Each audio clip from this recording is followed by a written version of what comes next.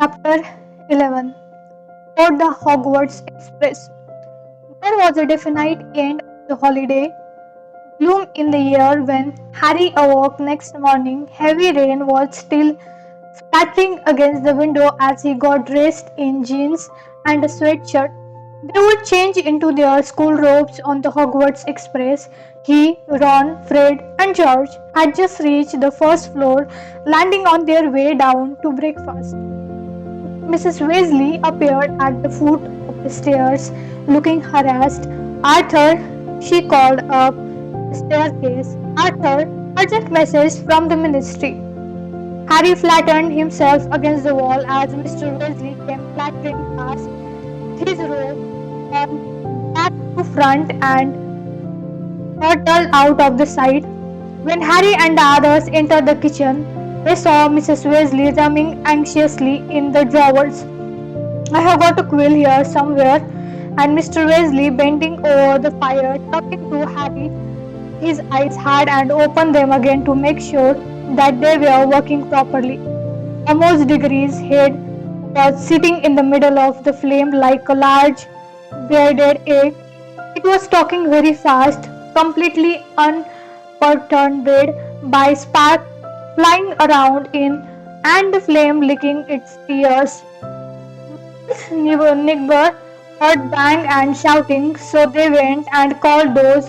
What do you call please, men? Arthur, you have got to get over there. Here, said Mrs. Weasley breathlessly, pushing a piece of parchment, a bottle of ink, and a crumpled quill into Mr. Weasley's hand. It's a real stroke of luck. I heard about it, said Mr. Diggory's head. I had to come into the office early to send a couple of owls, and I found the improper use of magical lots all sitting off. If Rita Seeker gets hold of this one, Arthur, what does Mad Eye say happened? Asked Mr. Weasley, unscrewing the ink bottle, loading up his quill, and preparing to take notes. Mr. Diggory's head rolled its eyes, saying he heard an intruder in his yard, say he was creeping toward the house, but was abused by his dustbin. What did the dustbin do? Asked Mr. Weasley, scribbling frantically. Made one hell of a noise and fire rubbish everywhere, as far as I can tell, said Mr. Diggory. Apparently one of them was still rocketing around when the policeman turned up. Mr. Weasley groaned. And what about the intruder? Arthur, you know, mad-eyed, said Mr. Diggory's head, rolling its eye again. Someone creeping into his yard in the dead of night. More likely there is a very still shock at wandering around somewhere covered in potato peeling. But if the improper use of magic lots get into their hand, on my ad eye, he's had it. Think of his record. We have got to get him off on the minor change. Something in your department. What are the exploding dustbin word? Might be caution, said Mr. Weasley, still writing very fast. His brow followed. Mad Eye didn't use his wand.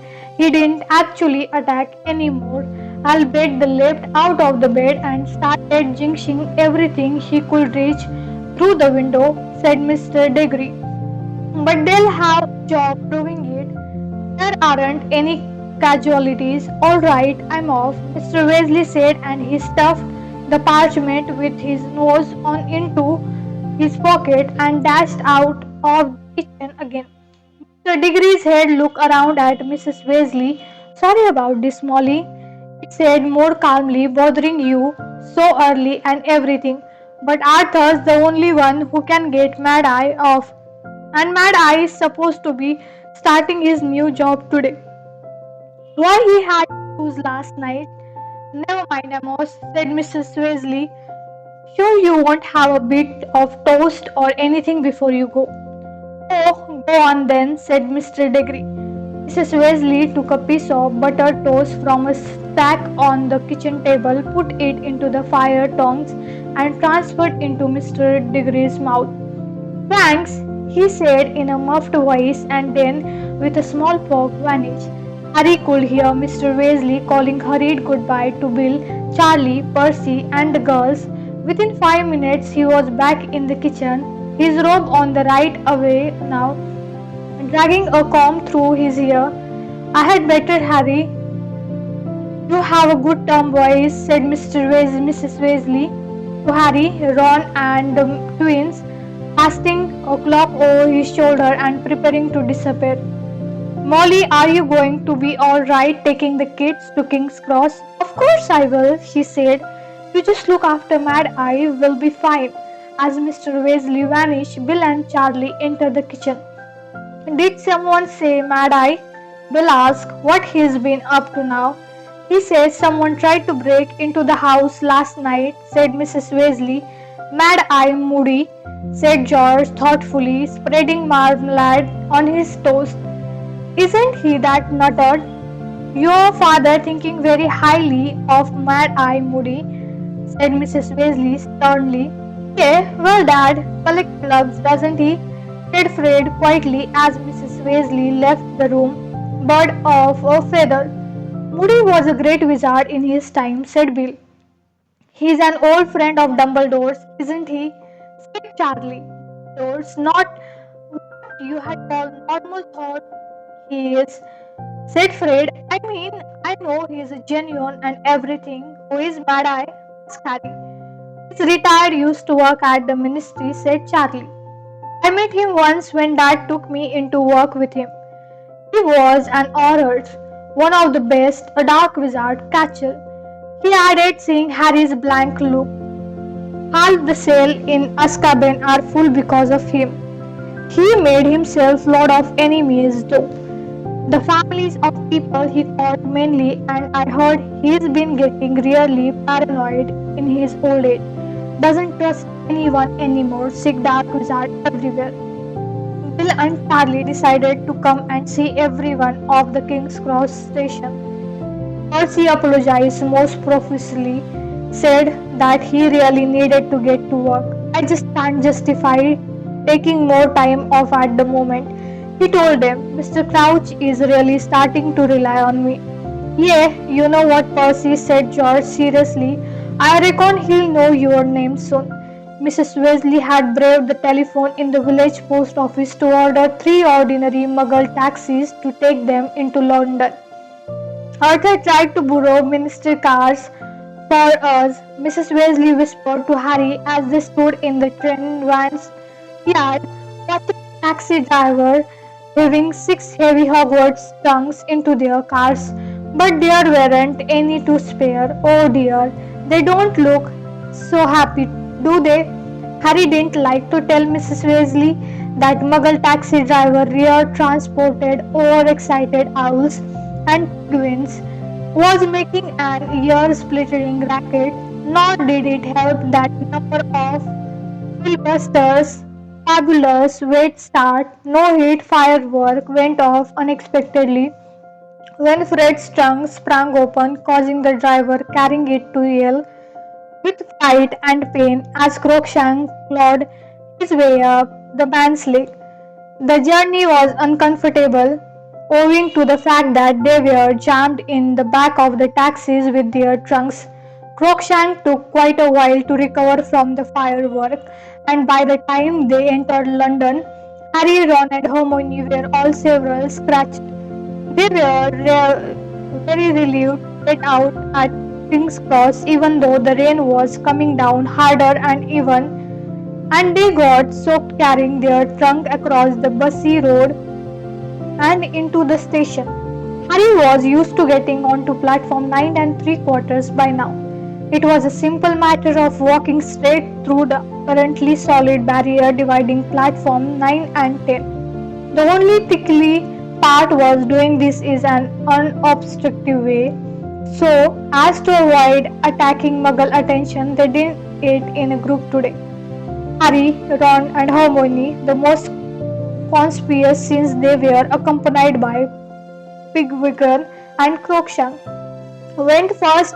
They leaned casually against the barrier, chattering unconcernedly, and slid sideways through it. And as they did so, platform 9 and 3 quarters materialized in front of them. The Hogwarts Express, a gleaming scarlet steam engine, was already there, clouds of steam blowing from it, through which the many Hogwarts students and parents on the platform appeared like a dark ghost. Pigwidgeon became noisier than ever in response to the hooting of many owls through the mist.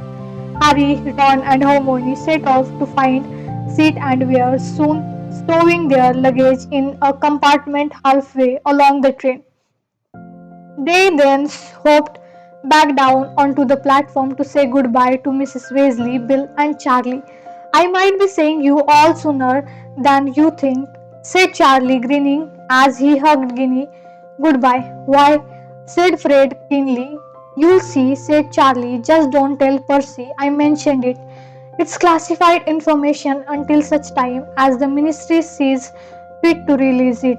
After all, yeah, I sort of wish I were back at Hogwarts this year, said Bill, hands in his pocket, looking almost wistful at the train. Why? Said George impatiently.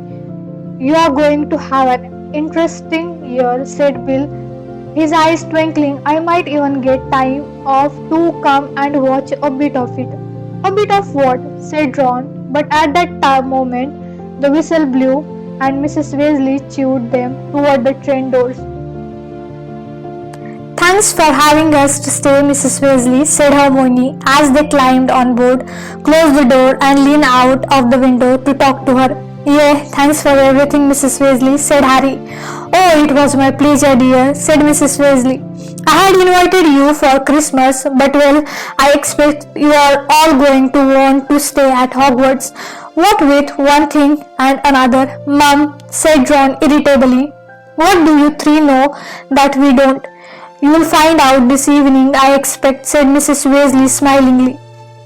It's going to be very exciting, mind you. I'm very glad they have changed the rules. What rules? Said Harry, Ron, Fred, and George together. I'm sure Professor Dumbledore will tell you. Now behave. Won't you? Won't you, Fred? And you, George? The pigeon hissed loudly, and the train began to move.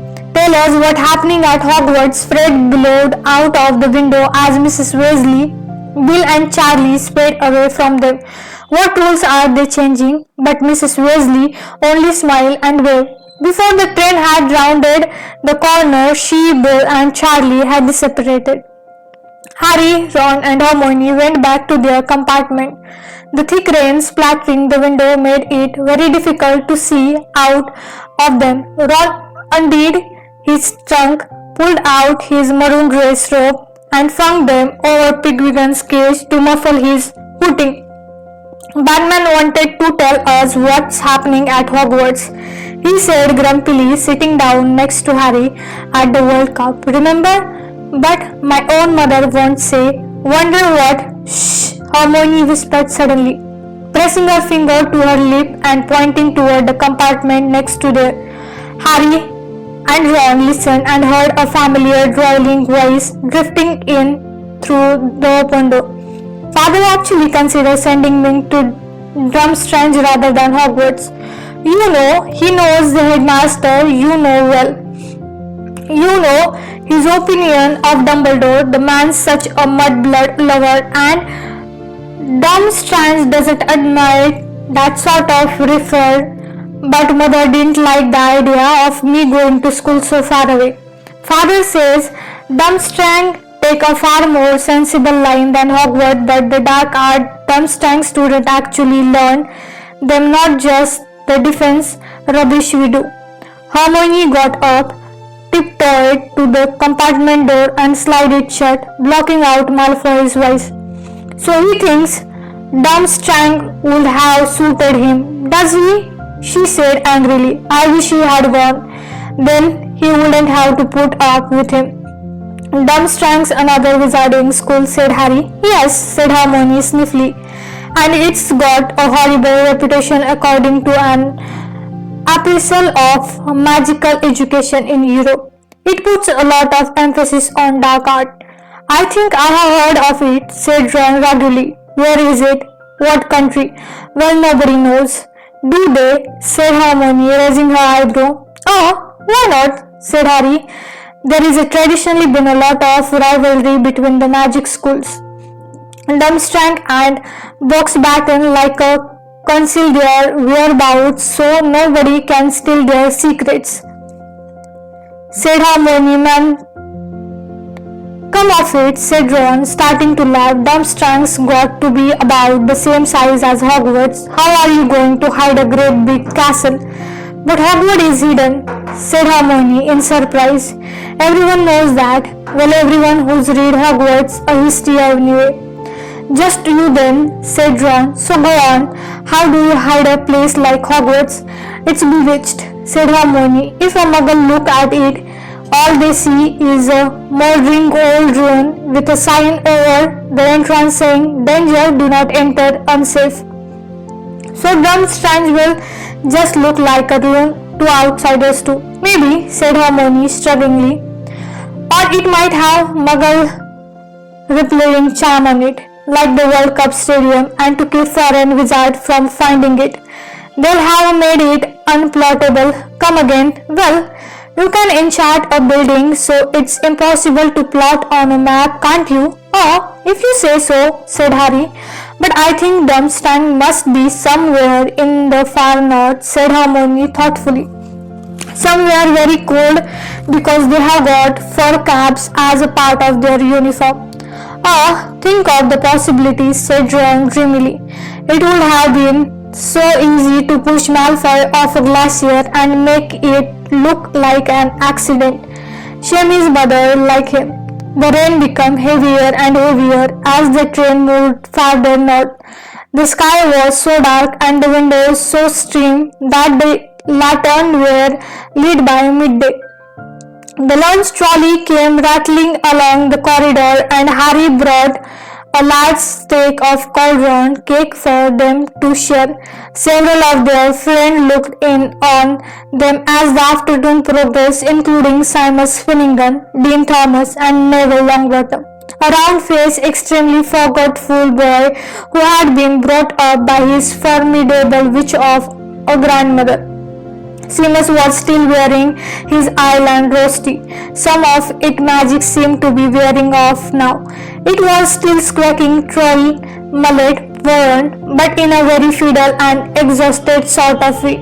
After half an hour or so, Hermione, growing tired of the endless quiz talk, buried herself once more in the standard book of spell grade 4 and started trying to learn at Summon's chart. Neville listened jealously to the other conversation as they relieved the cup match.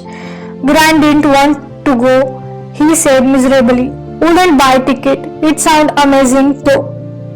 It was, said Ron. Look at the Neville.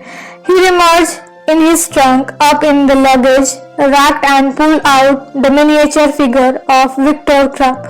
Oh, wow, said Neville avaciously as Ron tipped Crumb on its puggy hand. We saw him right up close as well as Ron. We were in the top box for the first time and the last time in your life, Weasley. Draco Malfoy had appeared in the doorway behind the stood Crabbe and Goyle, his enormous thuggish cronies, both of whom appeared to have grown at last foot during the summer. Evidently, they had overheard the conversation through the compartment door which Dean and Seamus had left ajar. Don't remember asking you to join us, Malfoy, said Harry coolly. Weasley, what is that? Said Malfoy, pointing at the pigwidgeon cage. A sleeve of Ron's dress ropes was dangling from it, swaying with the motion of the train. The moldy lace cuff very obvious. Ron made to stop the ropes out of sight, but Malfoy was too quick for him. He seized the sleeve and pulled. Look at this, said Malfoy in ecstasy, holding up Ron's robe and showing Crabbe and Goyle. Weasley, you weren't thinking of wearing these, were you? I mean, they were very fashionable in about 1890. It dug, Malfoy, said Ron, the same color as the dress robe as he snatched them back out of the Malfoy's grip. Malfoy howled with a distressed laugh. Crabbe and Goyle guffawed stupidly, so going to enter Weasley. going to try and bring a bit of glory to the family name. There is money involved as well, you know. You had be able to afford some decent robes if you won. What are you talking about? Stop, Ron. Are you going to enter? Malfoy repeated. I suppose you will, Potter.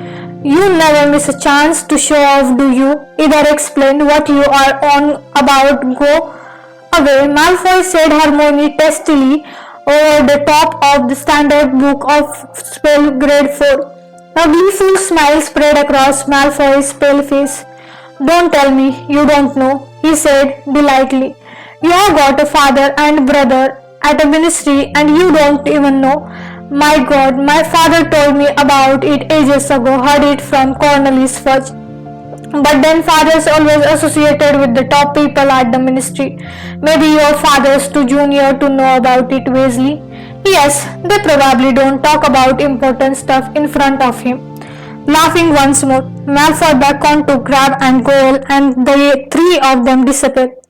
Ron got to his feet and slammed the sliding compartment door so hard behind them that the glasses shattered. Ron, said Hermione reproachfully, and she pulled over her wand, muttered repro, and the glass shard flew back into the simple pane and back into the door, while making it look like he knows everything and we don't.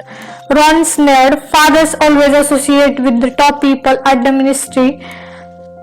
That could have got promoted any time. He just like it where he is. Of course he doesn't, said Hermione quietly. Don't let Malfoy get on to you. Him get to me. As if, said Ron, picking up one of the remaining cauldron cake and squashing it into a palm.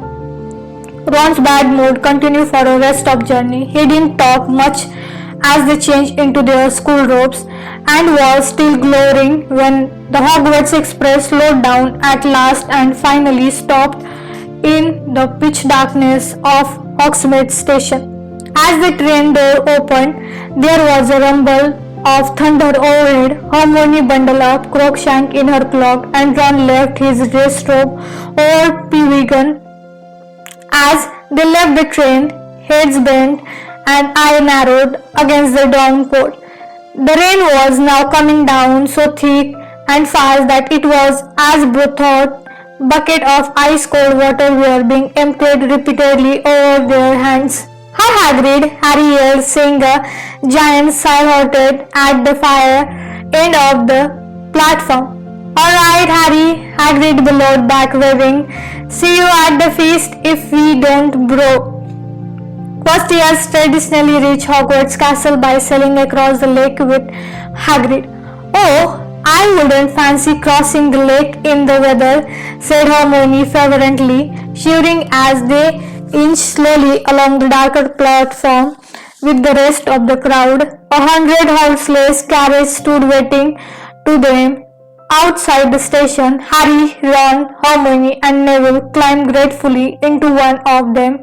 The door shut with a snap, and a few moments later, with a great lurch, the long procession of carriages was rumbling and splashing its way up the trade towards Hogwarts Castle. That's it for today. Thank you so much. Stay tuned for next chapter. Till then, see ya. Bye bye.